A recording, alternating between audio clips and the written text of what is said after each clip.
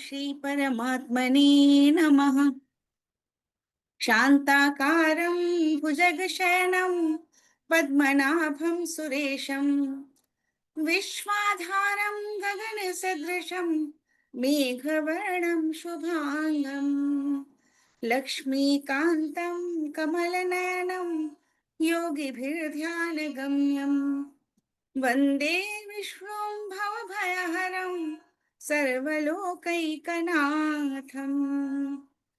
यं ब्रह्मा वरुणेन्द्ररुद्रमरुतः स्तुन्वन्ति दिव्यैस्तवैः वेदैः साङ्गपदक्रमोपनिषदैः गायन्ति यं सामगाः। ध्यानावस्थिततद्गतेन मनसा पश्यन्ति यं योगिनो यस्यान्तं न विदुः सुरासुरगणाः। देवाय तस्मै नमः। देवाय तस्मै नमः। ॐ वसुदेवसुतं देवं कंसचाणूरमर्दनं देवकी परमानन्दं कृष्णं वन्दे जगद्गुरुम्। ॐ अथ श्रीमद्भगवद्गीता माहात्म्यम्। गीताशास्त्रमिदं पुण्यं यः पठेत् प्रयतः पुमान् विष्णोः पदमवाप्नोति भयशोकाविवर्जितः। गीताध्ययनशीलस्य प्राणायामपरस्य च नैव सन्ति पापानि पूर्वजन्मकृतानि च।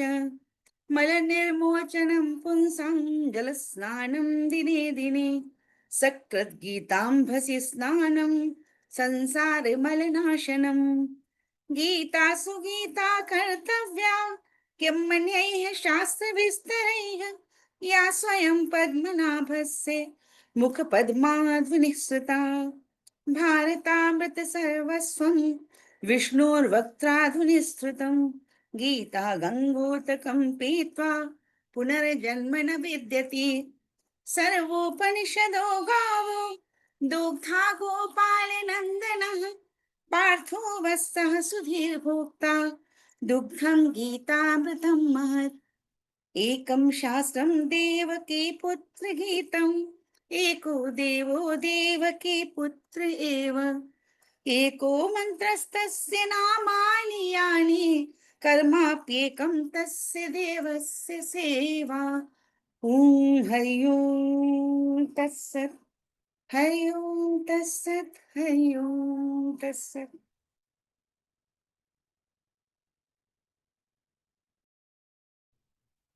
बहुत बहुत धन्यवाद आशा जी। हम आगे बढ़ते हैं। मैं सिर्फ 4-5 मिनट लूँगा और इस कोर्स के बारे में थोड़ी बात करूँगा। और तो आप सबको ज्ञात है ये, और विशेषकर मेरे ख्याल से है ये आज के हमारे मुख्य अतिथि के लिए है कि डॉक्टर साहब हम लोग करीब 5-5.5 वर्ष से यहाँ पर ऑनलाइन कार्यक्रम कर रहे हैं। हर शनिवार को मिलते आ रहे हैं। So one thing after another thing led to lot of things. तो हमने यहाँ पर रामायण का कुछ अध्ययन शुरू किया, फिर सुंदरकांड का अलग से विस्तार से अध्ययन शुरू किया। तो एक मन में भाव आया कि अध्ययन को थोड़ा सीरियसली लें। हम इनको एक चूँकि हम लोग तो प्रोफेसर हैं, इसको ऐसा फॉर्मेट दें कि इससे हम सब सीरियसली पढ़ने के लिए प्रेरित हों। So we started converting them to in some sort of certificate course. से सुंदरकांड में सर्टिफिकेट, हनुमान चालीसा में सर्टिफिकेट। तो जब हम लोग इस तरह का करते हैं तो फिर इसके साथ में क्विज और असाइनमेंट और होमवर्क ये और एग्ज़ाम ये सब तो चलता ही है। सो ये इसका थोड़ा सा बैकग्राउंड है। तो बहुत समय से रामायण पर इस तरह का रामायण से हमारा अभी मतलब है रामचरितमानस। अब भविष्य में वाल्मीकि रामायण पर भी हम कोर्स करेंगे ऐसा लग रहा है। तो रामचरितमानस पर हम 2 कोर्स कर चुके हैं, 2 बैच कर चुके हैं। अभी 3rd बैच तुलसी जयंती से आरंभ हुआ। तो इसी बीच ये प्रेरणा हुई 2-2.5 साल पहले कि हम श्रीमद् भगवत गीता पर भी कोर्स करें, पर थोड़ा सा मुश्किल लग रहा था कि इस कोर्स को करेंगे कैसे, हमें कोई सी योग्यता तो है नहीं। सो बहुत लोगों को प्रयास किया, बहुत बड़े बड़े विद्वान हैं श्रीमद् भगवत गीता के, बहुत अच्छा, बड़े ज्ञानी, अच्छा प्रवचन देते हैं, पर एक कोर्स की भांति पढ़ाने के लिए हमें कोई नहीं मिल पाया। ये हमारी कमजोरी रही कि हम किसी एक व्यक्ति को ढूंढ नहीं पाए जो इस तरीके का समय दे सके। सो हम 4-5 मित्रों ने कहा कि हम लोग ही मिलकर सब सहनावतु सहनोभक्ति की से प्रेरित होकर साथ में पढ़ते हैं। So that's how this came into being. So we designed a course, और सितंबर 2024, सितंबर 2024 we started this Shrimad Bhagavad Gita में डिप्लोमा कोर्स। उद्देश्य तो यही है कि हम श्रीमद् भगवत गीता को पढ़ें, उसको समझें, उसको जानें, उसको जीवन में उतारने का प्रयास करें जितना हमसे हो सकता है। That is the driving force. ये डिप्लोमा वगैरह तो इट्स इंसिडेंटल। जैसे हमारे डॉक्टर मनमोहन सिंह जी कहते थे ना, एक्सीडेंटल प्राइम मिनिस्टर। सो ये diploma is accidental, not incidental by product of this. पर we have observe, after doing many of these things so far, इससे थोड़ा सा प्रेरणा तो मिलती है लोगों को। Lot of people get take things very seriously. नहीं तो जो हमारा होता है, हम बहुत सारे हमने प्रवचन अटेंड किए हैं जिंदगी में, हम सबको अवसर मिला है। पर प्रवचन हो जाने के बाद में सप्ताह भर बाद कोई पूछे क्या हुआ वहाँ पे, हमके यहाँ बहुत अच्छे स्वामी थे, बहुत अच्छे प्रवचन दिया, उन्होंने क्या कहा वो तो राम जाना। Because we don't study after that, but this force people to study. So we started in September 2024, or every week we had 1 hour class, Thursday. और हर क्लास में वी डिस्कस अबाउट 10 वर्सेस, 10 श्लोक भगवद गीता से। So we conducted totally 29 classes. इसमें जो पहली 2 class थे they were more of a primer, so just give overall overview of भगवान श्री कृष्ण क्या है, गीता क्या है, things like that. But actual chapter 1 Bhagavad Gita we started in the third session. So there are 29 actual sessions of 1 hour, and then we had a quiz for every session with 10 multiple choice questions. And then every third or fourth chapter, depending upon the size of chapters, we have 5 midterm exams consisting of 20 questions. And then we had big final exam, जैसे अपने वार्षिक परीक्षा होती है जैसे हम लोग बचपन में हम लोगों को आदत पड़ी हुई है। अब तो खैर वार्षिक परीक्षा होती है कि नहीं तो मुझे पता नहीं, पर हम बचपन में एक वार्षिक परीक्षा तो कर लेनी है। तो one big final exam of 50 multiple choice questions. And it's amazing, पहली बार, अब तो हमें आश्चर्य नहीं होता, पर पहली बार जब ये इस तरह का एक्सपेरिमेंट किया था तो हमें बड़ा डर लग रहा था कि how people will take it. कि हमने रामायण को 20 बार पढ़ा है, हम अच्छे तरह जानते हैं, ये तुम एग्जाम लेने वाले कौन हो, which which valid valid thing. But reality was, our experience was very positive. People took it very positively, और they took a lot of interest. अभी आपको यहाँ पर you will be able to see some people who are in late 70s, 80s, not in very good health. They are on bed, and from bed they are studying and they are taking exams, and और एक number भी cut जाता है, they become very serious कि मेरा एक number cut कैसे गया। And so obviously this diploma is not driving it, the desire to learn is driving it. Desiring that passion, which is very amazing. And we put a benchmark, like you have to have 70% score in order to get a formal diploma. So the result is today, we have 116 people graduating today in Srimad Bhagavad Gita. One thing we did कि हमने इतने कम समय में we could not do 700 श्लोक जो भगवद गीता में, तो we very carefully selected 251 verses. That itself was an exercise कि किसको छोड़ें किसको रखें, right? कि how do you select some 1/3 of it and leave the rest. So our model was that we carefully selected, consultation with many experts like you, and the rest we left them to study themselves. So exams and quizzes were based on all 700 shlokas, ये नहीं कि वो 250 श्लोक पर हो. So rest of them, it was self-study. So, and that, I think that model worked beautifully. So what we did in every class, एक पहला श्लोक को पढ़ा गया, गाया गया। ये हमारे बड़े बड़े सिंगर्स हैं हमारे पास, अभी जैसे आशा जी ने गाया, बड़ी गायिका हैं, संगीतकार स्वयं है, गीता की बड़ी विदुषी हैं, संस्कृत की बड़ी विदुषी हैं।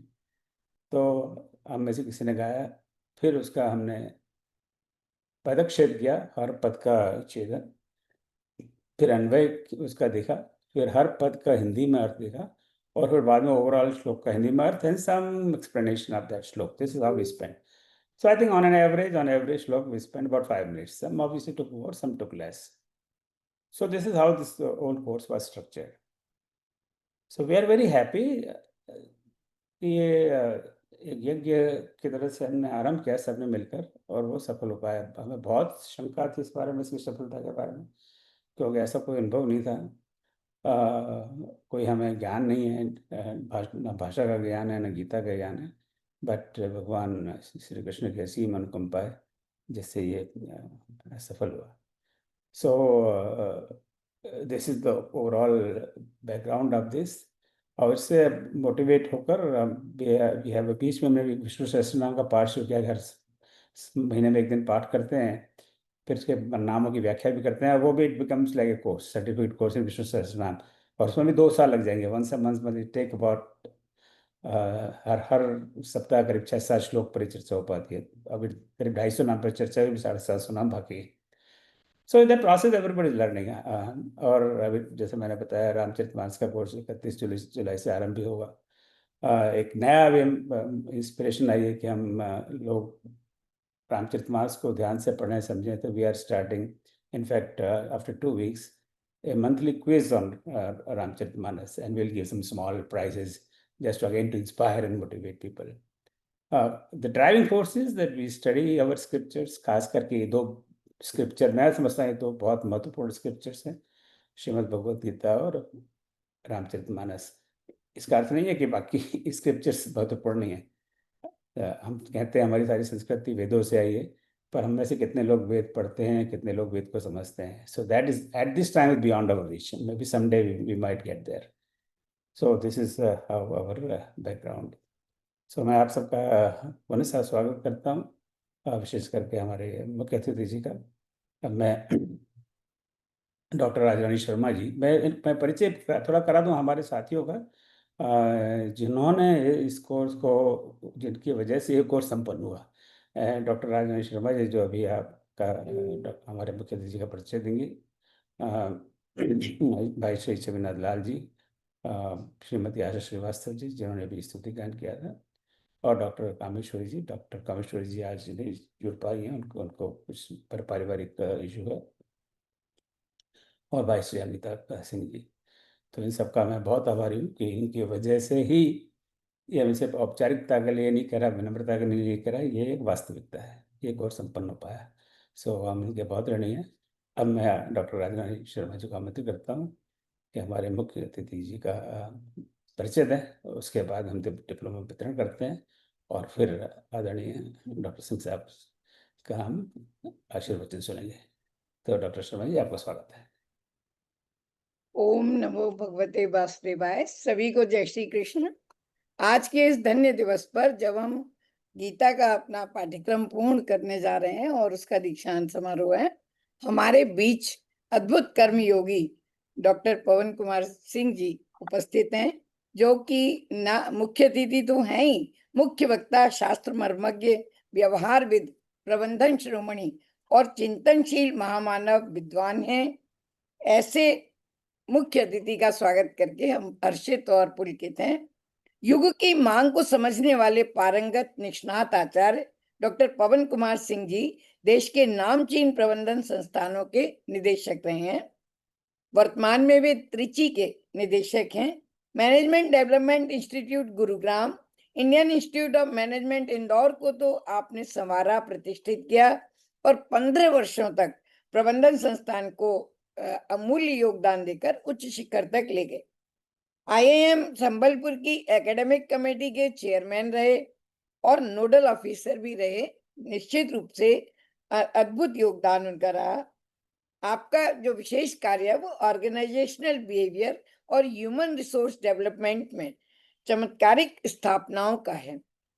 राष्ट्रीय स्तर पर आपने IIM मुंबई, इंदिरा गांधी राष्ट्रीय मुक्त विश्वविद्यालय न्यू दिल्ली, कानपुर विश्वविद्यालय, विक्रम विश्वविद्यालय उज्जैन को अपनी अनुभवी, पारंगत और निष्णात विद्या से स्थापित किया तथा सफल निर्देशन लंबे समय तक दिया.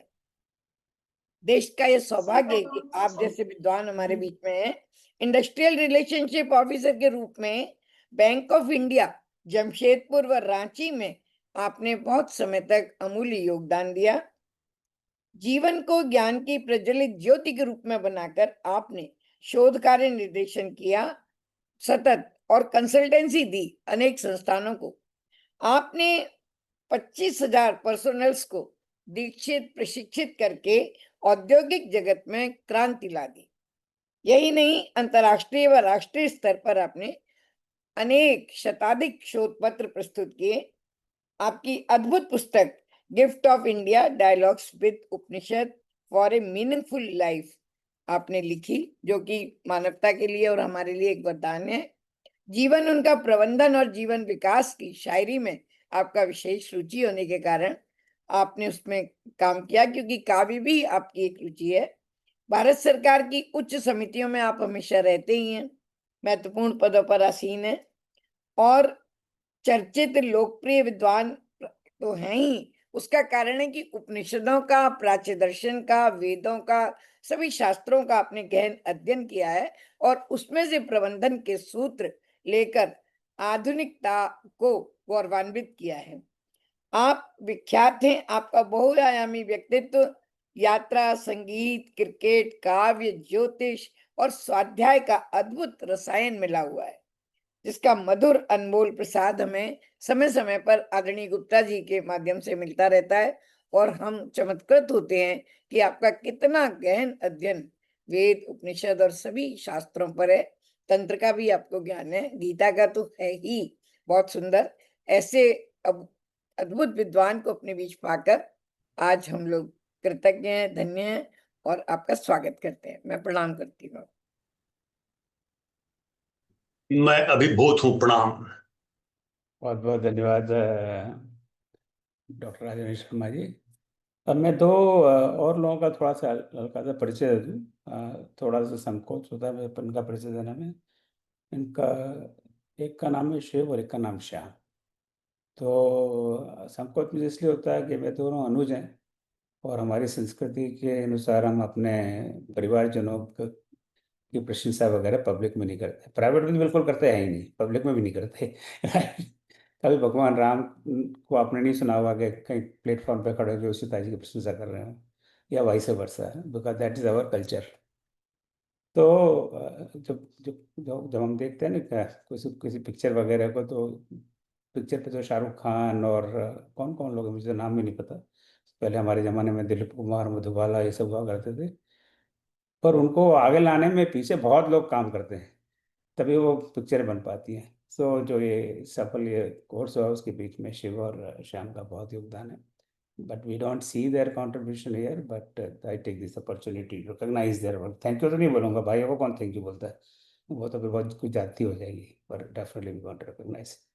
सो अभी हम जिस मुख्य कार्य के लिए आज एकत्रित हुए हैं, वो तो हमें डॉक्टर पवन कुमार सिंह का आशीर्वचन लेने, पर जो जो डिप्लोमा है उसका हम वितरण करते हैं, आपकी आज्ञा हो तो, और उसके बाद में आपको सुनते हैं।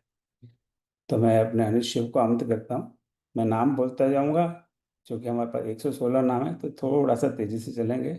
सारे नाम पढ़ लें, आप अपना डिप्लोमा देख लें, फिर बाद में आपको व्हाट्सएप से ईमेल से उनको भेज देंगे। अंत में एक साथ तालियां बजा लेंगे। अभी हर एक के पीछे ताली बजाएंगे तो बहुत समय चला जाएगा। ठीक है, आपको स्वीकृत है मेरा सुझाव? तो ये अल्फाबेटिकल ऑर्डर से नहीं है, ये है अब मेरे पास कौन सा ऑर्डर है, मेरे पास कितने तरह के ऑर्डर है मुझे पता ही नहीं है। सर रोल नंबर से होगा। हाँ, रोल नंबर से, पर रोल नंबर तो डिसकंटिन्यूस है ना। पर बस एक मिनट दीजिए, जो मैंने एक फील्ड खोल रखी थी फाइल, उसमें कुछ ऑर्डर अलग से है।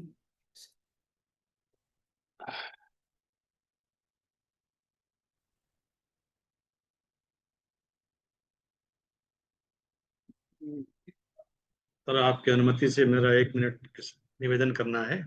हाँ मैं जी, सभी कहिए। लोगों से निवेदन करूंगा कि कृपया अपने आप को म्यूट रखिएगा। कार्यक्रम में अनम्यूट करने से थोड़ी सी कट जाती है, मेरी प्रार्थना है।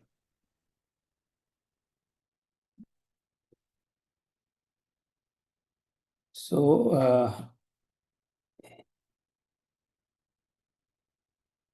ओके, तो सबसे पहले हैं आदरणीय श्रीमती सुलोचनी हरिप्रसाद। शिव।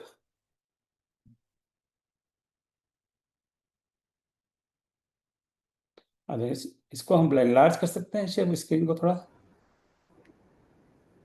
और I can this maximum size. हाँ, मतलब स्क्रीन पे इनरोल नहीं कर सकते नहीं।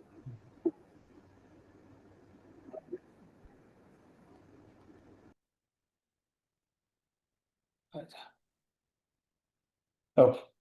तो इसको पहले प्रमाण में पढ़ लेता हूँ। तो श्रीमद् भगवत गीता में डिप्लोमा 19 सितंबर 2024 से 31 मई 2025 से प्रमाणित किया जाता है कि श्रीमती सुलोचनी हरिप्रसाद ने श्री रामचरित भवन ह्यूस्टन यूएसए द्वारा आयोजित ऑनलाइन श्रीमद् भगवत गीता में डिप्लोमा कोर्स सफलतापूर्वक पूर्ण किया है। इस उपलब्धि के लिए उन्हें हार्दिक बधाई। सब बहुत बहुत बधाई सुलोचना जी। मैं आपको बता दूं कि ये हिंदी भाषी नहीं है। ये सुरिनेम से नेदरलैंड शिफ्ट हुए बहुत सारे लोग, तो नेदरलैंड्स में रहती हैं हाल, और वहीं पे इन्होंने हमारे शास्त्रों का अपना स्वयं अध्ययन करती हैं। It's very amazing achievement. और आई थिंक हमने अभी मुझे ठीक से याद नहीं, हमने क्लास में रैंकिंग में देखा था, she was almost on the top और टॉप 5 और समवेयर। सो बहुत विशेष उपलब्धि है। सो आपको बहुत बहुत बधाई। अब हम आगे आगे नामों पे चलते हैं। सो लेट्स सी कैसे चले गए। हाँ, नेक्स्ट है श्रीमती वीनू अग्रवाल। श्रीमती वीनू अग्रवाल, ये भी ऑलमोस्ट 80 की एज है इनकी। और मैं कुछ लोगों को विशेष रूप से कर रहा हूँ कि दिस अमेजिंग थिंग, और इनका स्वास्थ्य भी ठीक नहीं रहता। करीब करीब पूरे समय बेड से ही काम करती है। इनफैक्ट मैंने देखा कई बार ये अस्पताल के बेड पे थी, और वहीं से she was doing the quiz studying Bhagavad Gita and asking us questions. So क्या क्या मोटिवेशन है, जस्ट अमेजिंग। तो ये यूके में रहती है। श्री राम मलिक जी, ये यूएस में है। श्रीमती सरस्वती मलिक, श्रीमती उषा बंसल, राम मल्लिक। श्रीमती पूर्णिमा मालानी, डॉक्टर श्वेता शर्मा, श्री शबीनाथ लाल, श्री राकेश चौबे, श्रीमती सरिता श्रीवास्तव, श्रीमती निरोज गोयल, श्रीमती शकुंतला श्रीवास्तव, श्रीमती सुनीति अग्रवाल, श्री अमिताभ सिंह, श्रीमती जी ज्योति, श्री पवन कुमार शर्मा, डॉक्टर हेम नलिनी स्वामी, Shrimati Alka Srivastava, professor Swarnlata Saraf,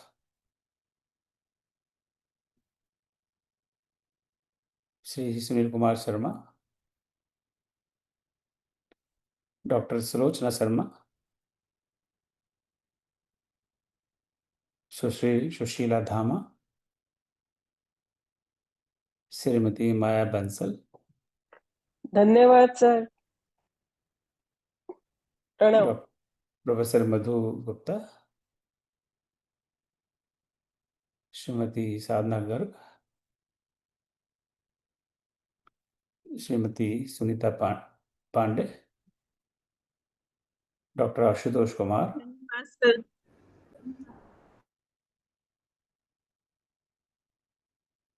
doctor Sarita Shukla, Shrimati Sushila Vats, Shri Alok Bhaskar, Shrimati Nirmala Sharma, doctor Manoj Gaur, Shrimati Mamta Garg, Shrimati Sonali Joshi, Shrimati Kavita Gupta, Shri Ram Khilawan Gupt, सौभाग्यकांक्षिणी ज्योति जयंत कुलकर्णी, प्रोफेसर भरत राज सिंह,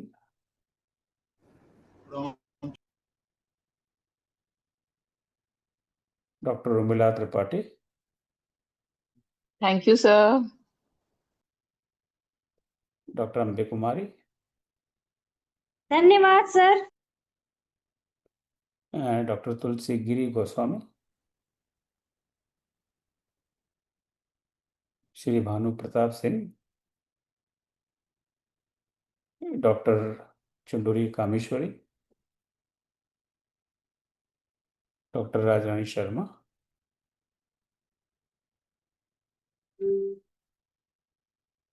श्री अथर्व तिवारी। ये हमारी क्लास का यंगेस्ट छात्र है, 10वीं क्लास में है, अभी 11वीं में आया है और वह अयोध्या जी में रहता है और is very interested in our scriptures. बहुत बढ़िया। सो हमारे पास हाई स्कूल से लेके 80+ के विद्यार्थी हैं डॉक्टर साहब। प्रोफेसर विनय शर्मा खुद आईआईटी में मैनेजमेंट के प्रोफेसर हैं, मार्केटिंग के आईटी रुड़की में।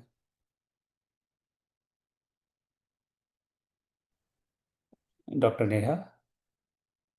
नेहा ने अभी अभी आईआईटी रुड़की से पीएचडी प्राप्त की है। तो आपके यहाँ कोई नौकरी वोकरी हो तो जरा मैं रिकमेंड करूँगा स्ट्रांगली।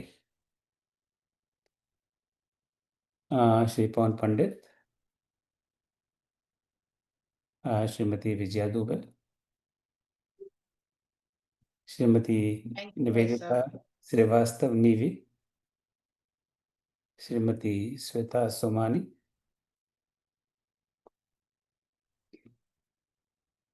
डॉक्टर अशोक अभिषेक, सॉरी, धन्यवाद भैया जी। श्रीमती शिवानी सिंघल गुप्ता,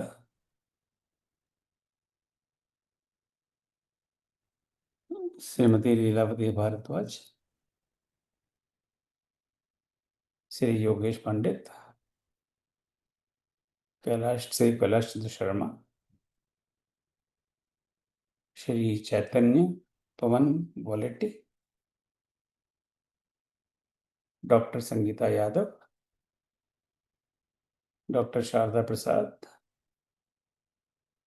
श्रीमती प्रेमलता धन्यवाद sir. Maheshwari, Shri Bahadur Singh Solanki, Shri Sanjay Kumar Tripathi, doctor Pramod Kumar Singh, Shri Deepak Tiwari, Shrimati Smita Narendra Ladhawala, Shrimati Ritu Alok, Shrimati Asha Srivastava,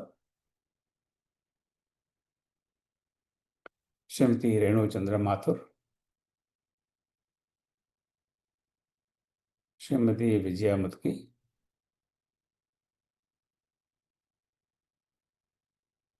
professor Rajat Agarwal, ये भी आईआईटी रुड़की में प्रोफेसर हैं, Shrimati Jyoti Kiran Ratan, Sushri Meenakshi Bhailal Soni, thank you sir ji. Shrimati Rama Gupta, Shri Adwaresh Pandey, Shrimati Usha Kapoor, thank you sir. Doctor Vandana Prateek, doctor Pragya Agarwal, धन्यवाद सर। श्री अमिताभ सिंघल, श्री राम गिरीश द्विवेदी, जय श्री कृष्णा, जय श्री कृष्णा। श्रीमती प्रज्ञा तिवारी, डॉक्टर अनुपमा सिंह, श्री सतीश चंद्र अग्रवाल, धन्यवाद सर। श्री श्याम कुमार सिंह, डॉक्टर नीतू भारद्वाज, जय Shri Krishna, thank you very much. Shrimati Rekha Sharma, Shrimati Lakshmi Dayma, धन्यवाद सर। श्रीमती उमा दुबे, नमस्ते श्री सर। धन्यवाद। श्रीमती उमा दुबे, श्रीमती श्री उमेश चंद्र, धन्यवाद सर। डॉक्टर ऋतु माथुर,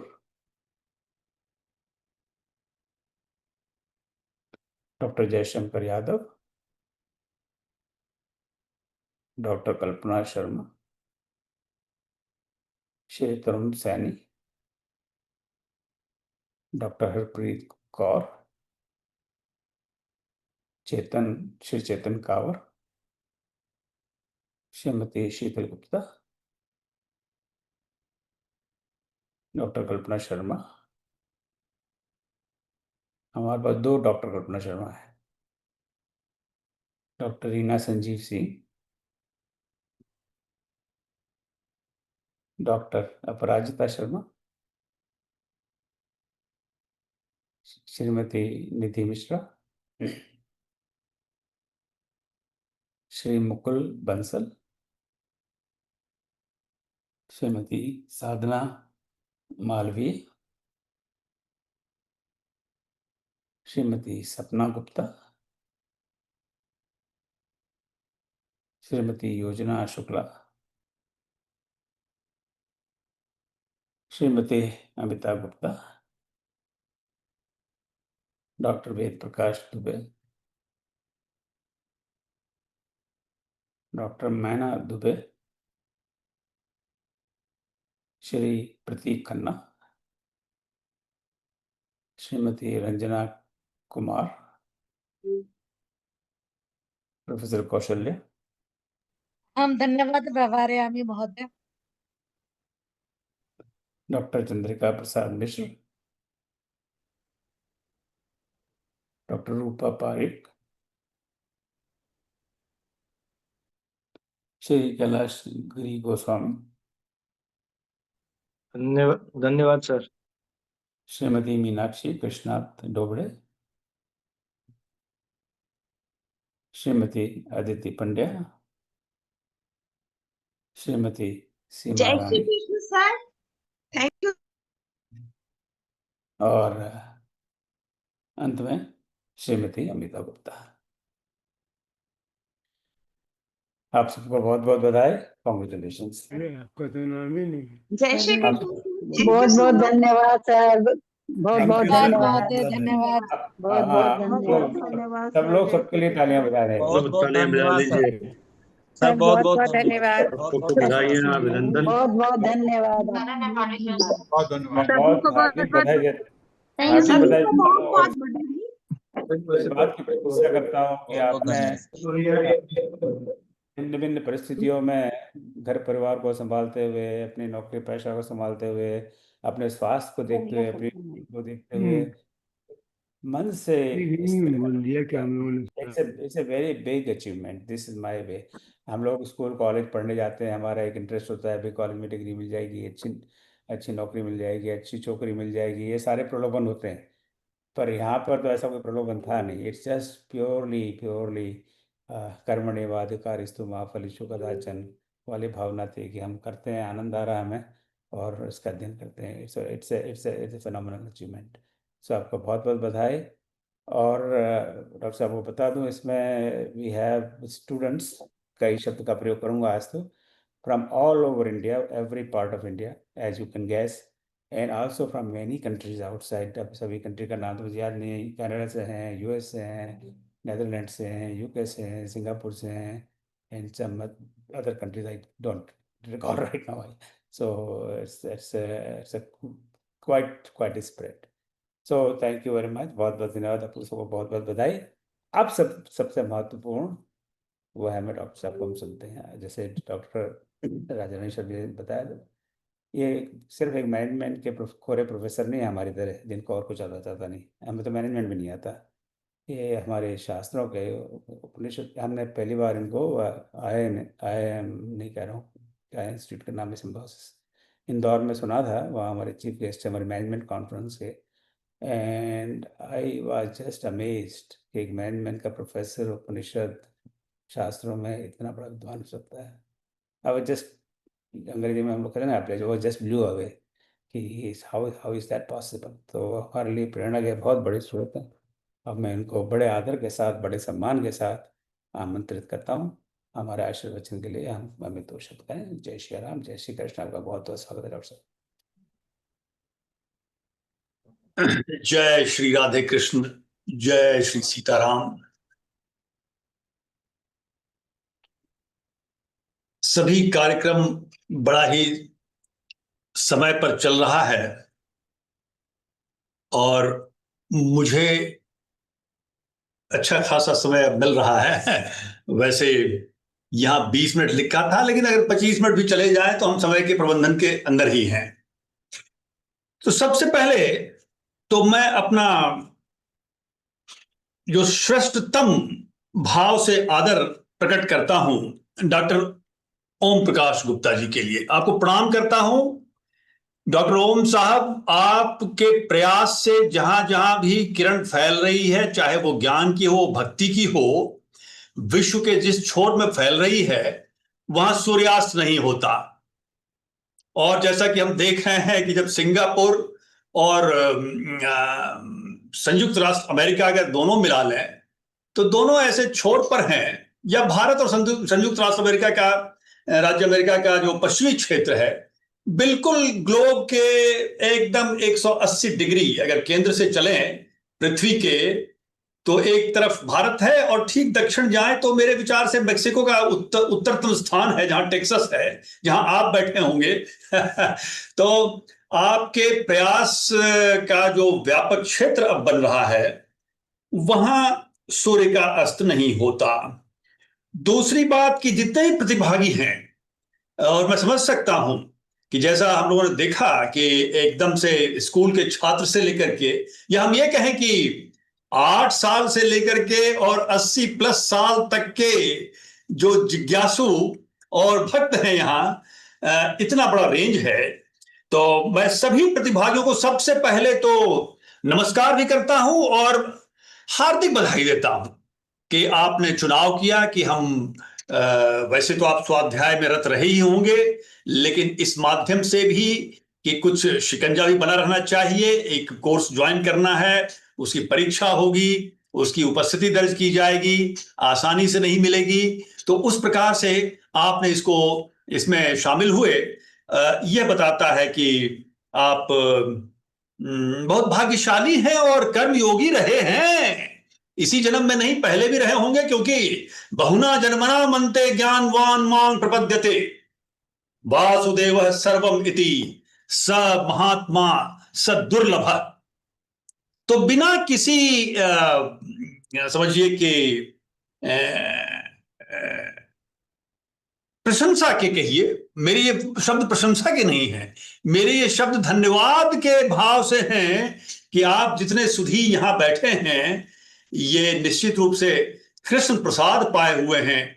और कई यात्राएं जो आपने की हैं इस जन्म में और पिछले जन्म में, और पिछले जन्मों की की हुई जो यात्राएं हैं, अच्छी यात्राएं हैं, सन्मार्ग की ओर की यात्राएं हैं, इसीलिए शायद हम यहां सब बैठे हुए हैं।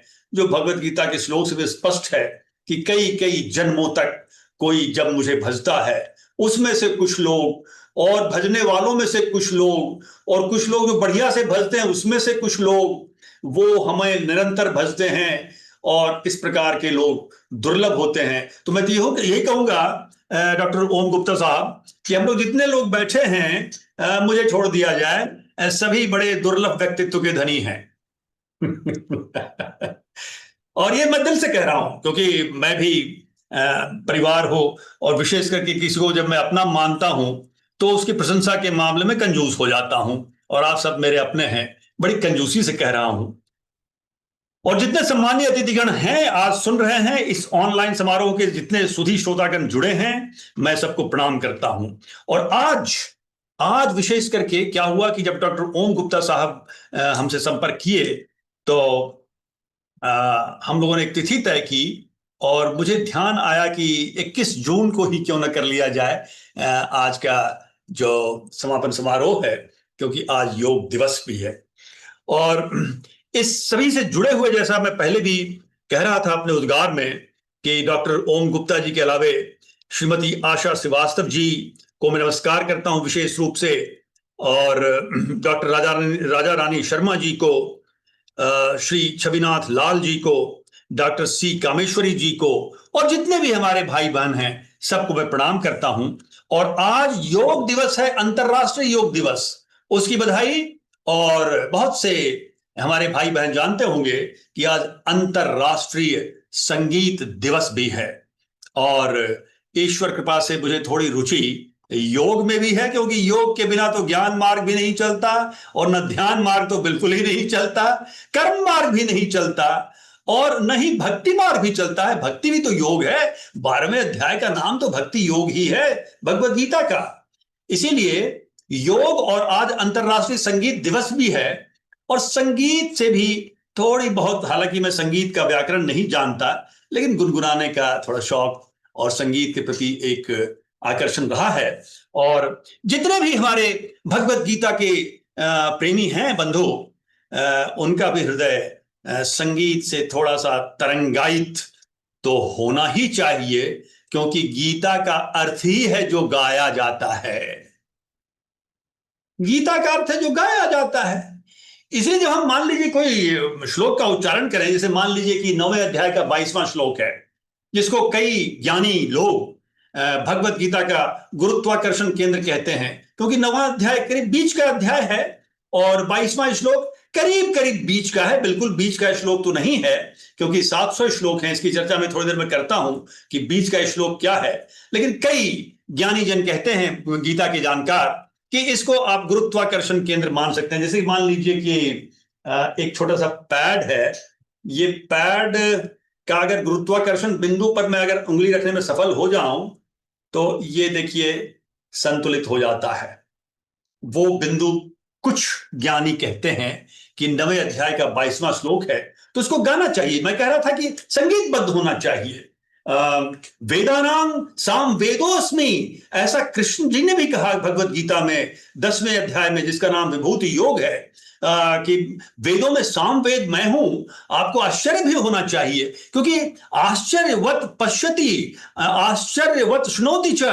हमें आध्यात्म के मार्ग पर चलते समय, परिचर्चा करते समय आश्चर्य का भाव के साथ हमें आगे बढ़ना चाहिए। बच्चे में आश्चर्य का भाव होता है, यही बच्चे की महत्ता है। हमें भी आश्चर्य के भाव से बढ़ना चाहिए। तो क्या आपको आश्चर्य नहीं होता कि भगवत गीता में श्री कृष्ण स्वयं कह रहे हैं कि यदि वेदों में मुझे इक्वेट कर रहे हो, खोज रहे हो कि कौन सा वेद मेरे व्यक्तित्व के समकक्ष में आता है, तो आपको आश्चर्य होना चाहिए कि भाई ऋग्वेद सबसे पुराना, सबसे बड़ा, अथर्ववेद ऐसा वेद जिसकी अनुक्रमणिका सबसे लंबी, ऋग्वेद से भी लंबी, number and varieties of topics covered under Atharvaveda is much more varied even compare to Rigveda. तो ऋग्वेद इतना बड़ा, अथर्ववेद का लिस्ट इतना बड़ा, सब्जेक्ट का स्कोप इतना बड़ा। और क्यों कहते हैं आखिर कृष्ण कि वेदों में सामवेद मैं हूं? तो जो मेरी समझ में आया कि सामवेद गायन का वेद है, वो गाया जाता है। सामवेद के जो भी ऋषि होते हैं या ब्राह्मण होते हैं या जो यज्ञ संपन्न करवाते हैं, सामवेद को गाते ही हैं। इसीलिए गीता का अर्थ गायन है। तो देखिए आज योग दिवस और संगीत दिवस दोनों बिल्कुल फिट बैठ रहा है कि हमें गीता के योग का अध्ययन तो करना ही चाहिए और हृदय संगीतमय होना चाहिए और हमें बोलना भी चाहिए। तो कैसे बोलना चाहिए आप सब जानते हैं, फिर भी मैं गीता के 9वें अध्याय के 22वें श्लोक को जरा गुनगुनाऊंगा आपके सामने। अनन्याश्चिन्तयन्तो मां ये जनाः पर्युपासते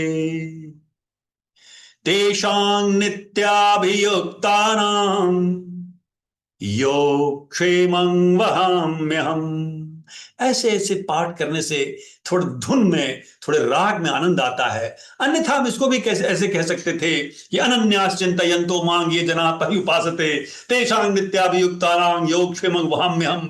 इसके कहने के बजाय कृष्ण कह रहे हैं वेदानाम सामवेदोऽस्मि, तो कहिए अनन्यास चिंतयन्तो मां ये जनाः पर्युपासते तेषां नित्याभियुक्तानां योगक्षेमं वहाम्यहम्। बहुत महत्वपूर्ण श्लोक भी है ये, अनुष्टुप छंद में है, और इसका चौथा चरण में देखिए क्या है, सब में 8-8 अक्षर होते हैं। योगक्षेमं वहाम्यहम्। क्या कह रहे हैं कृष्ण? हमें रोमांच हो जाना चाहिए। क्या कहते हैं साहब? नहीं, हाँ चट पे भी निकल गए। योग क्षेमं वहामी अहम। योग कहते हैं युज धातु से जो आया, जैसे हम सब जानते हैं, जोड़ना। जो चीज नहीं हो वो मिल जाएगा। कृष्ण कह रहे हैं कुछ चाहिए तुमको और वो तुम्हारे पास नहीं है, वो मैं प्रदान कर दूंगा, योग कर दूंगा उसका। और क्षेम कहते हैं कि जो आपके पास है और उपयोगी है वो बच जाए, वो नष्ट न हो जाए, उसकी सुरक्षा रहे, उसको क्षेम कहते हैं। इसीलिए श्री कृष्ण ने ये गारंटी दी, ये मोहर लगाई। अब क्या कहा जाए, हम लोग कभी कभी छोटे मोटे शब्दों की एनालॉजी या उदाहरण लेते हैं। उन्होंने स्टाम्प पेपर लिया और नोटरी साइन करके आपको दे दी कि ले मैं सिग्नेचर करके देता हूं कि तेरे योग और तेरे क्षेम को वहामी अहम, मैं ढोऊंगा। आपका सामान उठाने को तैयार हैं और हम भारी भारी जी रहे हैं। हमें हल्का होने के जीने के लिए सभी व्यवस्थाएं ईश्वर ही कर रहे हैं। निर्भर प्रेम मगन हनुमाना, और निर्भर होकर के हनुमान जी भी प्रेम में मगन हो जाते हैं। कृष्ण भी कह रहे हैं कि तेरे योग और क्षेम का भार मैं उठा लूंगा, तो चिंता क्यों करता है? और हम चिंतित होकर के जीवन जी रहे हैं। तो इसी बहाने कि आज इंटरनेशनल म्यूजिक डे भी है और हमें गीता गा करके गाना चाहिए। एक श्लोक का मैंने उदाहरण लिया, वो श्लोक को कई ज्ञानी जन गुरुत्वाकर्षण केंद्र भी मानते हैं। इसी योग क्षेमं वहां भी हमको life insurance corporation of India ने अपने लोगों में ऐसे करके, देखिए दोनों हथेलियों से एक लौ को सुरक्षित किए हुए है, LIC का लोगो, और सुरक्षित करो, नीचे लिखा हुआ है योग क्षेमं वहाम्यहम्। भगवत गीता से लिया गया उनका प्रतीक चिन्ह, उनके संस्थान का, LIC ऑफ इंडिया का, वहीं से लिया गया है। तो हमें गीता का गायन करना चाहिए और आनंदित रहना चाहिए। अब देखिए कि आज योग दिवस है और आपने जरूर जाना होगा कि योग के बारे में गीता में क्या कहा गया। कुछ रोचक तथ्य मैं ला रहा हूं। एक तो ये कि भागवत गीता के 18 अध्याय, सारे के सारे अध्याय का नाम योग ही है, योग ही है। पहला अध्याय अर्जुन विषाद योग है, तो 18वां अध्याय मोक्ष संन्यास योग है। मान लीजिए रैंडमली हम लें 12वां अध्याय तो भक्ति योग है, 15वां अध्याय पुरुषोत्तम योग है, 16वां अध्याय दैव असुर संपद विभाग योग है, 17वां अध्याय श्रद्धा त्रय विभाग योग है, 14वां अध्याय गुण त्रय विभाग योग है, 6वां अध्याय आत्म संयम योग है, 7वां अध्याय ज्ञान विज्ञान योग है, दूसरा अध्याय सांख्य योग है, तीसरा अध्याय कर्म योग है, चौथा अध्याय ज्ञान कर्म संन्यास योग है, 5वां अध्याय कर्म संन्यास योग है। सबके नाम है और देखिए सबके नाम में योग है। पूरा का पूरा गीता, पूरी की पूरी गीता 700 श्लोक में योग ही तो है। क्योंकि जब चैप्टर का नाम योग है, जैसे हम लोग जब कोर्स स्ट्रक्चर करते हैं तो प्रोग्राम का क्या गोल है, कोर्स का क्या गोल है, और कोर्स में जो पाठ पढ़ा रहे हैं उसका क्या गोल है। तो पूरे भगवत गीता में जब सारे अध्याय का नाम ही योग है तो एक एक श्लोक भी तो योग है। और पहला श्लोक जो प्रारंभ होता है, जो धृतराष्ट्र उवाच है कि धर्म क्षेत्रे कुरुक्षेत्रे समवेतायुत्सवः मामका पांडवाश्चैव किम कुर्वत संजय। यहां से भी योग प्रारंभ हो गया। पहले अध्याय के पहले श्लोक से लेकर के 18वें अध्याय का 78वां श्लोक, 18वां अध्याय सबसे बड़ा अध्याय है, 78वां श्लोक जो कहता है यत्र योगेश्वरः कृष्णो यत्र पार्थो धनुर्धरः। और उसके भी व्याख्या आप हम लोग सब जानते हैं, इसलिए मैं उस पर जाऊंगा नहीं। हालांकि बड़े बड़े ही सूक्ष्म और बड़े तरंगायित करने वाले उसके अर्थ हैं। किसी भी श्लोक को आप ले लीजिए, इतना रसमय है भगवत गीता का हर श्लोक, उसका क्या कहना, उसका तो सब रसपान आप करते ही रहते हैं। तो है तो पूरा का पूरा योग, लेकिन योग शब्द 91 बार आया भगवत गीता में, 91 टाइम्स। और मजे की बात देखिए कि पहली बार जो योग शब्द आया वो कब आया भगवत गीता में? तो बहनों और भाइयों, पहला श्लोक में, पहला अध्याय में 47 श्लोक हैं, पहला अध्याय। फिर दूसरे अध्याय का जब 47 यानी पहले अध्याय के मात्रा के बराबर के श्लोक दूसरे अध्याय के 47वें श्लोक तक, यानी मैं कहना ही चाह रहा हूं कि पहले अध्याय के सारे 47 श्लोक और दूसरे अध्याय जिसमें 72 श्लोक हैं उसमें 47वें श्लोक तक योग शब्द है ही नहीं। तो जनरल नॉलेज का प्रश्न हो सकता है कि असल में या ओकार योग शब्द पहली बार भगवत गीता में कहां पर आया? तो उसका उत्तर होगा कि भगवत गीता के दूसरे अध्याय के 48वें श्लोक में, यानी 47 प्लस 47 94 श्लोक, जो पहले 94 श्लोक हैं उसमें योग शब्द आया ही नहीं और पूरी भगवत गीता योग है। कहने का अर्थ यह है कि जिस चीज की व्याख्या करनी हो उसमें हड़बड़ाहट नहीं होनी चाहिए।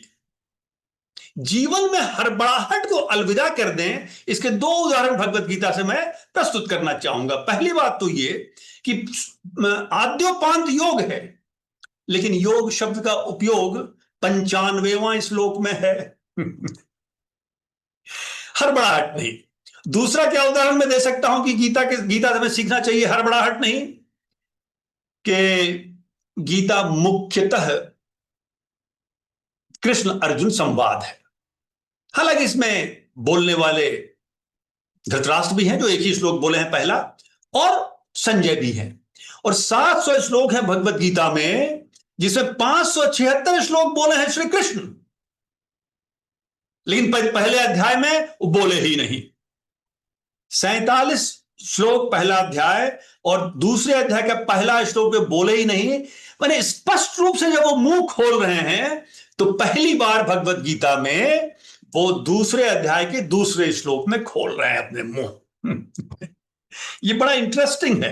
हड़बड़ाहट नहीं है कृष्ण को, क्योंकि सामने अर्जुन है और अर्जुन मामूली नहीं है। फिर से कहूंगा 10वें अध्याय में जब कहा कृष्ण ने कि पांडवों में अर्जुन मैं हूं, अर्जुन को ही कह रहे हैं। बताइए अर्जुन कितने महान होंगे, इसकी कल्पना आप कर सकते हैं इस तर्क के आधार पर कि कृष्ण स्वयं कह रहे हैं अर्जुन के ही सामने खड़े होकर के, और अर्जुन को यह बहुत अच्छी स्थिति में उस समय नहीं है कि हे अर्जुन मैं पांडवों में अर्जुन मैं हूं। ये देखिए, अब कृष्ण कोई लाग लपेट मुंह पर बड़ाई करके कोई काम निकालने का तो उनका काम है नहीं, वो स्पष्ट कुछ कह रहे हैं। तो अर्जुन मामूली नहीं है, ये हमें जानना चाहिए।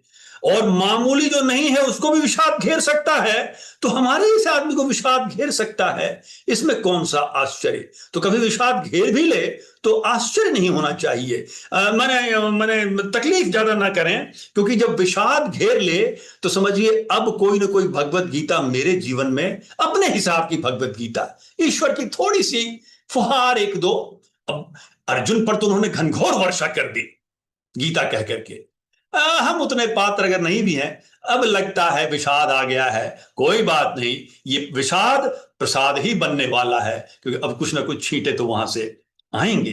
तो इसीलिए भगवत गीता को पढ़ने के समय आपको कई रोचक पक्ष उसके मिलेंगे। तो 91 बार योग शब्द आया, और भगवत गीता के 700 श्लोक में से 95वां श्लोक में पहली बार योग शब्द आया।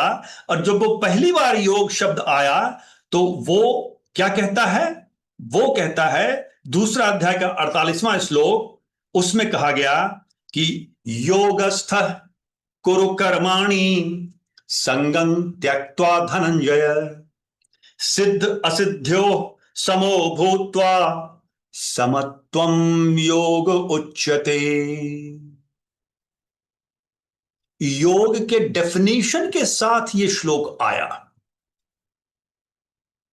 और गीता में जितने जगह डिफाइन किया गया है, क्या होता है, डेफिनेशन अलग चीज होती है, एग्जाम्पल अलग चीज होती है, एक्सप्लेनेशन अलग चीज होती है। यहां तो योग का डेफिनेशन आ गया। जैसे पतंजलि योग सूत्र में पहला श्लोक है अथ योगानुशासनम की ठीक है, अब योग के अनुशासन की चर्चा हम लोग प्रारंभ करने वाले हैं। तो ठीक है, वो तो एक प्रस्तावना है, लेकिन दूसरे श्लोक में ही हथौड़ा मार दिया गया और पतंजलि योग सूत्र के दूसरे श्लोक में ही योग को डिफाइन कर दिया गया, वहां पर अपने हिसाब से जो डिफाइन करना था पतंजलि को, कि जो योग जो है वो मन को नियंत्रण करने का साधन है। तो यहां पर भी भगवत गीता में भी योग के कई डेफिनेशंस आए हैं, जिसमें से एक डेफिनेशन है समत्वम योग उच्यते, समता के भाव में स्थित रहना ही योग है। और भगवत गीता तो योग के बारे में हर स्तर के बारे में चर्चा किया है। आप अगर यम के बारे में लें, नियम के बारे में लें, 16वें अध्याय में जाएं दैवासुर संपाद विभाग योग में, और अगर आप आसन के बारे में, आसन तीसरा स्टेज है योग का, फिर है प्राणायाम, फिर है प्रत्याहार, फिर है धारणा, तब है ध्यान, तब है समाधि, सभी की चर्चा भगवत गीता में है। क्योंकि भगवत गीता आपके ग्रॉसेस्ट एग्जिस्टेंस और सटलेस्ट पर्सनालिटी पूरी रेंज को कवर करता है। और ग्रॉसेस्ट क्या है? हमारा शरीर है। और सटलेस्ट क्या है? सटलेस्ट तो वहां है जहां फिर भेद ही मिट जाता है, अभेद हो जाता है। यहां तक भी कह देते हैं कृष्ण के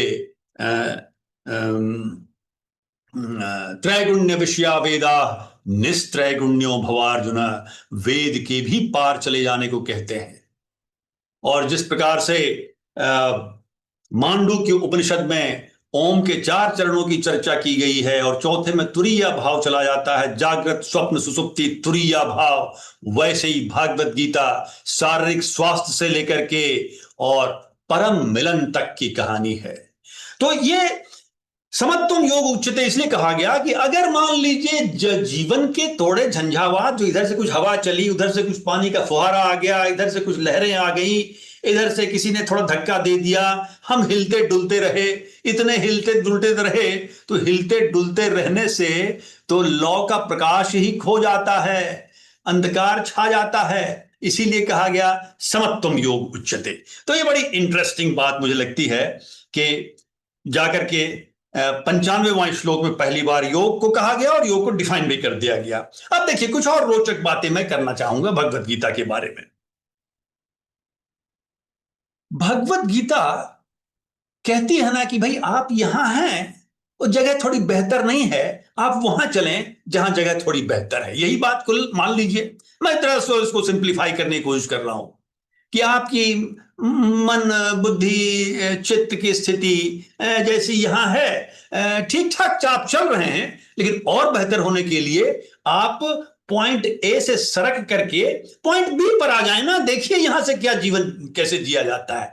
अगर ये आप मानते हैं तो मैं आपको याद दिलाना चाहूंगा कि भगवत गीता का बीच का 2 श्लोक आपको सारी यात्रा का वर्णन कर देता है कि आपको करना क्या है। बहुत इंटरेस्टिंग है। अब भगवत गीता में श्लोक कितने हैं? 700 सम संख्या है कि विषम संख्या है? 700 सम संख्या है।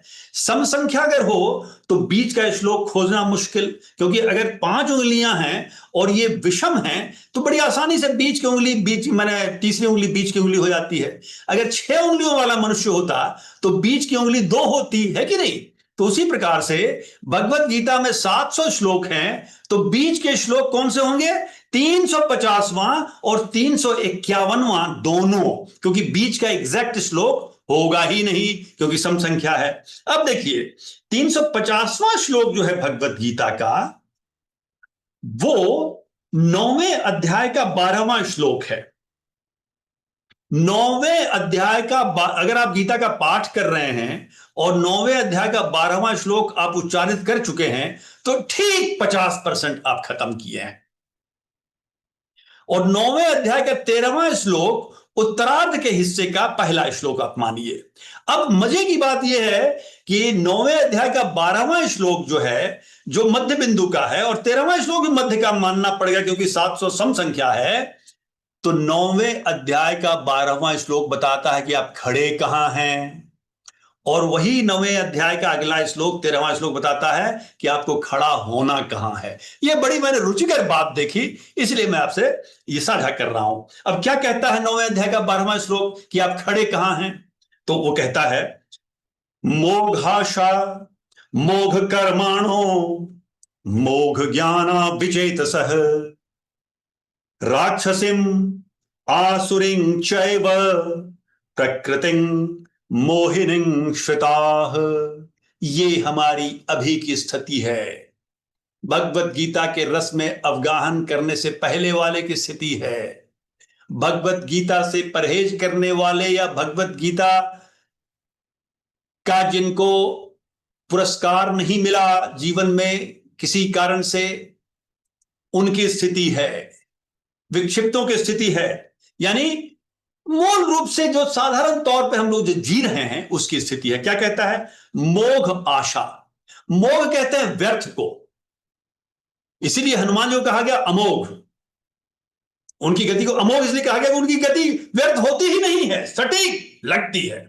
पहुंच जाते हैं लंका धम्म से और सामने लंकिनी के कूद जाते हैं। तो क्या है कि मोघ आशा मतलब व्यर्थ की आशा में जीते हुए, मोघ कर्माणो व्यर्थ के कर्म करते हुए हम जी रहे हैं, मोघ ज्ञाना व्यर्थ की इधर उधर की हम बात लाग लपेट लगा के और कहते हैं कि भाई हम तो जानकार व्यक्ति हैं। व्यर्थ की आशा में जीने वाले, व्यर्थ को कर्म को करने वाले, व्यर्थ ज्ञान के पीछे चलने वाले, विचेतस और विक्षिप्त चित्त के साथ जीने वाले, राक्षसीम आसुरीं चैव प्रकृतिं मोहिनीं श्रुता, और मोहिनी प्रकृति की राक्षसी और आसुरी जो भाव हैं उसके साथ जीने वाले हम लोग हैं। ऐसा वर्णन कर रहे हैं कि ऐसी स्थिति भी मनुष्य की होती है। और ये भगवत गीता के बीच का श्लोक है, और बीच के श्लोक में 2 श्लोक हैं। उसमें पहला श्लोक ये है, यानी हमारी अभी की स्थिति का वर्णन करता है। लेकिन अगर गीता उतर गई जीवन में तो ठीक अगला श्लोक कहता है कि फिर हमें पहुंचना कहां है। जैसे होता है ना, एक नदी है और एक ब्रिज है। तो ब्रिज जो है वो उसका मान लीजिए 2 ही पाए का ब्रिज है। मान लीजिए हावड़ा ब्रिज जैसा कोई 2 पाए का ब्रिज है। तो पहला पाया 9वें अध्याय का 12वां श्लोक जो कहता है कि कहां आप खड़े हैं, और जैसे ही आप ब्रिज पार करें तो उस प्रकार उस पार, नदी के उस पार का दृश्य कुछ और है। वहां परमात्मा का रस बरसता है। अभी आप नदी के इस पार हैं, यहां पर सिर्फ माया घेरती है, नदी के उस पार परमात्मा का रस बरसता है। तो अगले श्लोक पर चलें, और क्या कहता है अगला श्लोक?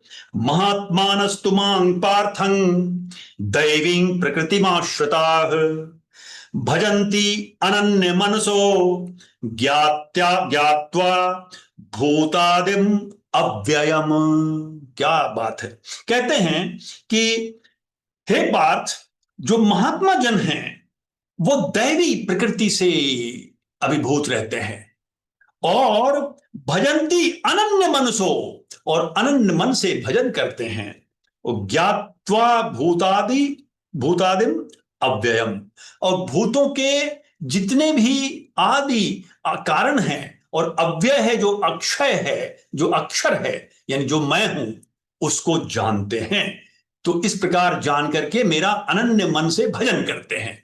तो ये बड़ी अच्छी बात हमें लगी, इसलिए मैं आपको शेयर किया कि गीता की एक विलक्षण बात कि मध्य के 2 श्लोक ही आपको बता देते हैं। जैसे कई बार लोग पढ़ाते हैं ना, तो स्लाइड बनाते हैं from unethical to ethical, from unprofessional to professional, from non value based to value based. तो फ्रॉम और टू का ये दोनों श्लोक, अगल बगल का श्लोक ही प्रश्न और उत्तर दोनों दे देता है। अगला देखिए, एक मैं अगर आपसे प्रश्न पूछूं कि भगवत गीता, ये एक मजेदार बात है और कुछ नहीं है, कि भगवत गीता का सबसे कठिनतम श्लोक उच्चारण करने के दृष्टिकोण से कौन सा है, कौन सा लगा आपको? आप तो 700 श्लोक जरूर आपकी निगाहें गुजरी होंगी, तो कौन सा लगा? तो मैं आपको खाली बता देता हूं कि मेरे विचार से 5वें अध्याय का 8वां श्लोक का दूसरा पंक्ति और ठीक अगले श्लोक का पहला पंक्ति, यानी 5वें अध्याय के 8वें श्लोक का दूसरा पंक्ति और 5वें अध्याय के 9वें श्लोक का पहला पंक्ति, अगर आप उच्चारण ठीक से कर लेते हैं, इसका मतलब भगवत गीता का उच्चारण हम पूरा ठीक से कर पाएंगे, ये हमें गारंटी लगती है। तो कैसा ये दिखता है, ये देखिए 5वें अध्याय का 8वां श्लोक। सिर्फ उच्चारण की दृष्टि से इसका वर्णन या विश्लेषण करने का मैं कोई प्रयास नहीं करूंगा। देखिए ये कैसे है, 5वें अध्याय का 8वां श्लोक सबसे कठिन है उच्चारण करने में, इसका दूसरा पंक्ति सुनिए। नैव किंचित करोमीति युक्तो मन्येत तत्ववित्। अब अगली पंक्ति अगर आप संधि विच्छेद के साथ उच्चारण नहीं करेंगे, सिर्फ संधि के साथ करेंगे, तो आप उच्चारण कर ही नहीं पाएंगे। ये बड़ी विचित्रता यहां पर है।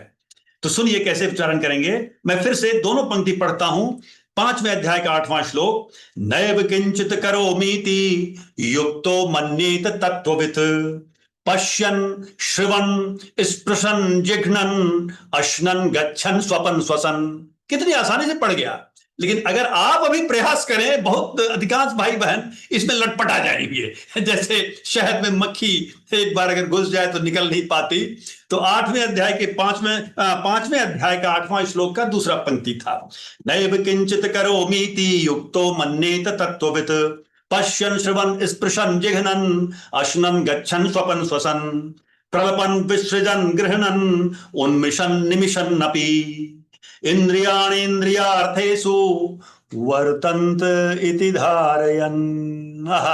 बहुत आनंददायी श्लोक है। कठिन कठिन श्लोक को प्रयास करिए, चाहे इसका हो, चाहे उपनिषद का हो, भगवत गीता का हो, या कहीं कहीं रामचरितमानस में। रामचरितमानस तो वैसे संस्कृत में नहीं लिखा गया, लेकिन संस्कृत से ही प्रारंभ होता है उसका हर अध्याय, और रामचरितमानस का अंतिम अध्याय तो संस्कृत से समाप्त भी होता है। और कहीं कहीं जैसे कि थोड़ी वर्षा होती है शारदी शरद ऋतु में, तुलसीदास कहते हैं, वैसे एक दो जगह हमने देखा कि संस्कृत के श्लोक वो बीच में और लाए हैं। तो जहां कठिनाई हो उच्चारण करने में, उसके आप पीछे पड़ जाएं, उसके पीछे पड़ जाएं, संधि विच्छेद के साथ, संधि के साथ उच्चारण करें, और आप पाएंगे कि उसके उच्चारण करने में, उसका शब्द और अर्थ जानने में बड़ा आनंद आएगा। अब देखिए, हम समाप्ति की ओर चल रहे हैं, 2-3 मिनट और लेंगे कि भगवत गीता में बहुत ही बड़ी इंटरेस्टिंग और रोचक बातें और भी हैं। एक दो तो वहां मैं कहता हूं कि मजाक जैसा भी कुछ है। कहीं गीता में मजाक है क्या? तो वही, अगर मान लीजिए आप थोड़े हास्य व्यंग्य की दृष्टि से देखेंगे तो लगता है कहीं कहीं चुटीले अंदाज में भी कृष्ण कुछ कह रहे हैं। लेकिन देखिए, अर्जुन विषाद में घिर गए। विषाद तमस के नजदीक है। अब तमस से व्यक्ति को सत्व की ओर ले जाना है, सत्व के पार ले जाना है, उसको भी हम पोस्टपोन रखते हैं। लेकिन तमस से सत्व की यात्रा के बीच में रजस होकर के अगर ले जाया जाए तो यह ज्यादा साइंटिफिक होगा, ऐसा संकेत कर रहे हैं कृष्ण कि तमस में पड़े व्यक्ति को सत्व के मार्ग पर ले जाया जाए तो पहले रज को जो है उसको एक्टिवेट कर देना चाहिए। इसका प्रमाण हमें मिलता है भगवत गीता के 2 अध्याय के 2 श्लोक और 3 श्लोक में। और ये श्लोक जो हैं ये स्वामी विवेकानंद को भी बड़े प्रिय थे। जैसे 2 अध्याय का 2 श्लोक है, कुतस्त्वा कश्मलमिदं विषमे समुपस्थितम् अनार्य जुष्टम अस्वर्ग्यम अकीर्ते कर्म अर्जुन। ये है अर्जुन, तेरे जैसा व्यक्ति, वो चैलेंज कर रहे हैं, कुतस्त्वा कश्मलमिदं विषमे समुपस्थितम, कि तुम्हारे मन में इस प्रकार से विषम परिस्थिति में, गलत समय में गलत बातें आ रही हैं और ये तुम्हारे लायक नहीं है, ये तुम्हें स्वर्ग से च्युत कर देगा, ये तुम्हारे कीर्ति के लायक नहीं है, हे अर्जुन। और 3 श्लोक में कहते हैं 2 अध्याय में, यहां तो समझिए एकदम से उनके अर्जुन के आत्मसम्मान को चैलेंज कर देते हैं, क्योंकि नहीं करेंगे तो बैठी हुई चीज खड़ी कैसे होगी। अरे अर्जुन तो बैठ गए ना, गांडी इधर रख दिया उधर रख दिया, अपने विक्षत जैसा पड़ गए, उसको अब खड़ा करना है मेरुदंड पर उनको। तो कहते हैं, क्लैप्यं मास्मगमः पार्थ नय तत्त्वयुपपद्यते क्षुद्रं हृदय दौर्बल्यं त्यक्त उत्तिष्ठ परंतप। अरे तुम दूसरे को जो तपा सकते हो, तुम खुद तप रहे हो, ये तुम्हें शोभा देती है क्या? और हे अर्जुन, क्लीवता को प्राप्त मत हो। माने यहां एकदम जोश है, यहां रजस भाव को बिल्कुल ही पुष्ट कर देने के लिए आमादा दिख रहे हैं कृष्ण, क्योंकि आगे उन्हें और भी गहराई के और सत्व मार्ग पर ले जाना है। क्योंकि अगर आपके रजस भाव से किए गए कृत्य का सुपरविजन सत्व भाव नहीं करता, तो फिर वो रजस भाव भी आपको गड्ढे में ले जा सकता है। तो मैं ऐसा कह सकता हूं कि सिर्फ अगर जीवन में तमस भाव ही प्रबल हो तो हम गड्ढे में ही रह जाएंगे। अगर रजस भाव प्रबल हो तो अभी तो गड्ढे में नहीं है, लेकिन कल को गड्ढे में गिर जाएंगे। लेकिन अगर रजस भाव हो लेकिन सत्व भाव की बड़ी स्ट्रांग वहां पर जो है, 14वें अध्याय को हम देखें तो हम समझ पाएंगे कि सत्व, रज और तम तीनों में से किसी को नीचा ऊपर कहने की जरूरत नहीं है, लेकिन मैं उसको कहता हूं 45-40-15 फॉर्मूला। ये मैं कभी डिस्कस भी करता हूं अपने कक्षाओं में, कहता हूं आप मुझ पर अटैक करिए, मुझ पर आक्रमण करिए, मैं गलत हूं तो, कि 45% जो है वो अगर सत्व भाव हमारे अंदर हो, 40% रज भाव हो और 15% तम का भाव भी हो, क्योंकि अब सो जाना चाहिए, अब काम छोड़ देना चाहिए, अभी ठीक है अब नहीं करेंगे, कुछ तम का भाव नहीं होगा तो नींद नहीं आएगी, हम इंसोम्निया के शिकार हो जाएंगे। अत्यंत रजस से पीड़ित व्यक्ति अनिद्रा का शिकार हो सकता है। थोड़ा सा तमस जरूरी है, इसलिए मैं उसको 45-40-15 फॉर्मूला कहता हूं। तो ये श्लोक जो है भगवत गीता का, ये बताता है कि मार्ग जो है वो सीक्वेंशियल है, तमस से रजस की ओर और फिर रजस से सत्व की ओर। इसके अलावे तो भगवत गीता में क्या नहीं है। और मेरे जैसा एक छोटा सा प्रयास करने वाला व्यक्ति, मैं सन 2001 से इन विषयों पर IIM जैसे प्लेटफॉर्म पर चर्चा करता हूं। मैंने पहला प्रयास शुरू किया था जब मैं निटी मुंबई में था, जो IIM मुंबई हो गया है, वहां मैं 6 साल फैकल्टी था। वहीं से ये सब प्रयास शुरू हुए और बाद में behavioural insights from Sanskrit scriptures की कंपाइलेशन मेरी छपी। और अभी मेरी एक किताब जो है वो डायलॉग विथ उपनिषद्स वो आई है, जो प्रश्नोत्तर के फॉर्म में है और सरलता के साथ रीडर फ्रेंडली स्टाइल में लिखी गई। और फिर एक और किताब अभी आई 26 जनवरी को इसी साल, उसका नाम हमने दिया है personality attributes gift of India. वो किताब जो है बिल्कुल सहस्त्र नामों पर ही है। विष्णु सहस्त्र नाम तो हम सब जानते ही हैं, शिव सहस्त्र नाम 5 हैं, इसके अलावे कई सहस्त्र नाम हैं। उसमें काली सहस्त्र नाम है, गोपाल सहस्त्र नाम है, कृष्ण सहस्त्र नाम है, दकारादि दुर्गा सहस्त्र नाम है, एक और दुर्गा सहस्त्र नाम है, गणेश सहस्त्र नाम है, कई शतनाम हैं। उन सहस्त्र नाम और शतनाम पर आधारित जो पुस्तक, उसमें से हमने वैसे वैसे नाम निकाले जो नाम को व्यक्ति भी जीने का प्रयास कर सकता है, उनके गुणों को, और जो सिर्फ ईश्वर ही जी सकता है उसको हमने हटा दिया, जो व्यक्ति जी सकता है ले लिया। तो उससे हमने उस किताब का नाम दिया कि सारी दुनिया में साइकोलॉजी में 123 पर्सनालिटी फैक्टर, हमारे मैनेजमेंट में 32-34 personality, 38 personality factor, 36 personality factor हम पढ़ाते हैं। हमने कहा भैया ऐसा है कि जो हमने 32,000 नाम इकट्ठे किए उसमें से करीब 2100 नाम ये इंडिया का गिफ्ट ले लीजिए, और ये नाम सिर्फ नाउन नहीं है, एडजेक्टिव है साहब, ये पर्सनालिटी एट्रीब्यूट्स हैं। इस पर आगे कुछ और काम करना हो तो कर सकते हैं। तो इस प्रकार से ये छोटा सा एक विद्यार्थी जिसको आप मौका देते रहते हैं, और हमारी दीदियां शुरू में भी, और जो डॉक्टर ओम गुप्ता साहब जो मेरे बारे में शब्द कहते हैं, वो मुझे लगता है कि वो मुझे आमंत्रण पत्र देते हैं कि भाई मैं तुम्हारे बारे में जो कह रहा हूं वैसा हो के दिखाओ, क्योंकि मैं वैसा हूं तो नहीं। क्योंकि इस महासागर में जो डूबने का आनंद है, उपनिषद हो, गीता हो, षड दर्शन की पुस्तकें हो, शंकराचार्य की 7-8 किताबें हमें जरूर पढ़नी चाहिए, योग वशिष्ठ है, कहानी की 3 किताबें जरूर पढ़नी चाहिए, पंचतंत्र और कथा सरित सागर, और एक और है हितोपदेश, ये पढ़नी चाहिए। इतिहास की 2 किताबें रामायण और महाभारत हैं। इसके अलावे हमारे पास जितने भी नीति के शास्त्र हैं, भर्तरी के शतक त्रय हैं, ये सब का अध्ययन करते रहना चाहिए। तो मैं ज्यादा कुछ तो नहीं कह सका, लेकिन समय भी निकल गया, तो लेकिन भगवत गीता के बारे में क्या मैं कह पाऊंगा। थोड़े से कुछ शब्दों के साथ आपने मुझे अवसर दिया, मैं आप सबको प्रणाम करता हूं और धन्यवाद भी देता हूं कि आपके बीच, क्योंकि आप बहुत विशिष्ट हैं, बहुना जन्मनामन्ते ज्ञानवान मांग प्रपद्यते, आप दुर्लभ व्यक्ति हैं, उनके साथ बैठने का अवसर दिया। प्रणाम करता हूं।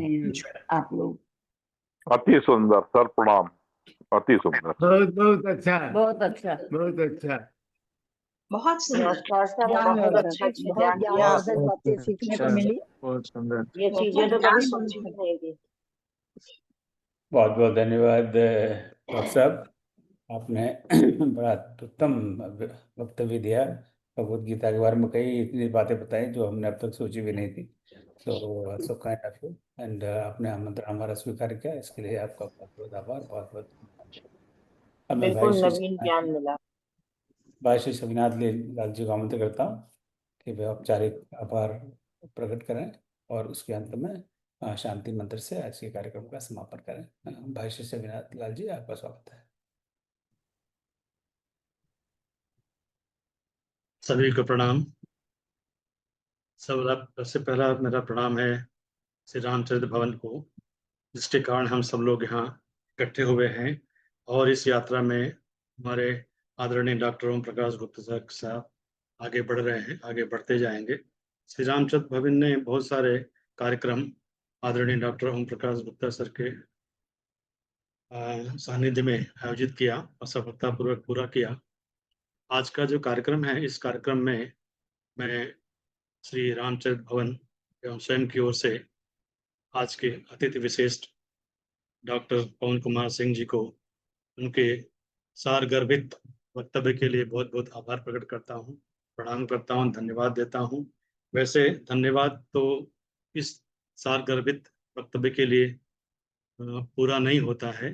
मैं स्वयं की ओर से उनका ऋण स्वीकार करता हूँ। मैंने बहुत सारी चीज़ें अभी तक सुनी नहीं थी, आप लोग भी नहीं सुनी होगी, जो उन्होंने प्रस्तुत किया, और उनके लिए ये समय बहुत थोड़ा है। बहुत समय तक वो अपने ज्ञान का वर्षा करते रहेंगे, हम सुनते रहेंगे तो भी पूरा नहीं होगा। ऐसे हमारे डॉक्टर प्रोफेसर पवन कुमार सिंह जी, जो तिरुचिरापल्ली भारतीय प्रबंधन संस्थान के निदेशक हैं, उनको प्रणाम करता हूँ और अपनी कृतज्ञता व्यक्त करता हूँ उनके प्रति।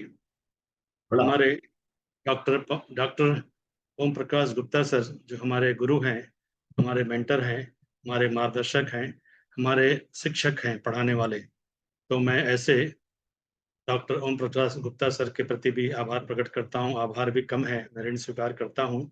उन्होंने इस आयोजन के शुरू ये बीड़ा उठाया और हमें ज्ञान का प्रकाश देते चले आ रहे हैं, और हमें विश्वास है कि आगे भी उनका यह निरंतर प्रकाश हम सबके ऊपर में पड़ता रहेगा, हम सब लोग आगे बढ़ते रहेंगे और पढ़ते रहेंगे। एक विशेष बात यह है डॉक्टर ओम प्रकाश गुप्ता साहब का, कि उनकी जो पढ़ाने की शैली है बहुत ही सरल है, बहुत सरल है, जो सबको समझ में आती है। ऐसा लगता है कि हम लोग बिल्कुल शुरुआती पढ़ रहे हैं, बहुत कठिन नहीं है। तो इसके लिए मैं उनको आदर सहित प्रणाम करता हूँ और धन्यवाद देता हूँ। इस कार्यक्रम में को संवारने में, सजाने में और इसको अच्छा बनाने में हमारे डॉक्टर आदरणीय राजधानी शर्मा जी, आदरणीय सुश्री आशा श्रीवास्तव जी, आदरणीय डॉक्टर कामेश्वर जी, जो आज उपस्थित नहीं है, जिन लोगों ने इसके लिए, परीक्षाओं के लिए और क्विज के लिए अपने प्रश्न बनाए और अनेक गतिविधियों में अपना सहयोग दिया, मैं उनके प्रति आभार प्रकट करता हूँ और उन्हें प्रणाम करता हूँ। सबसे विशिष्ट रूप से हमारे आदरणीय श्याम प्रकाश अग्रवाल साहब, आदरणीय शिव प्रकाश अग्रवाल जी, जो इसका पूरा प्रबंधन और संचालन बहुत ही सुचारू एवं सफल ढंग से करते हैं, उनको भी मैं आभार प्रकट करता हूँ और प्रणाम करता हूँ। आप सभी सुधीजन, जिन लोगों ने इस गीता में भाग लिया, प्रतिभागी बने, और इस कार्यक्रम को आगे बढ़ाने में आपका ही तो सहयोग है। अगर आप न होते तो ये कार्यक्रम बनता नहीं और आगे चलता नहीं। तो आप सभी सुधीजनों को मैं प्रणाम करता हूँ, आपके प्रति आभार प्रकट करता हूँ। सभी सफल प्रतिभागियों को मैं बधाई देता हूँ, और ऐसे प्रतिभागी जो किसी कारणों बस सफल नहीं हो पाए, उनके लिए हार्दिक शुभकामनाएं देता हूँ। और जिनका नाम किसी वजह से समय मर्यादा के कारण मैं नहीं ले पाया हूँ, जिनका सहयोग रहा है, वो भी मैं प्रणाम करता हूँ और उनके प्रति अपना आभार प्रकट करता हूँ। जय श्री राम, प्रणाम, जय श्री कृष्ण।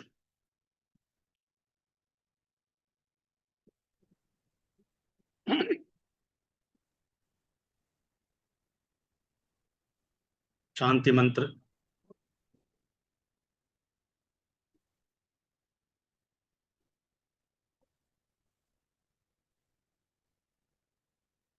आप म्यूट हो गए।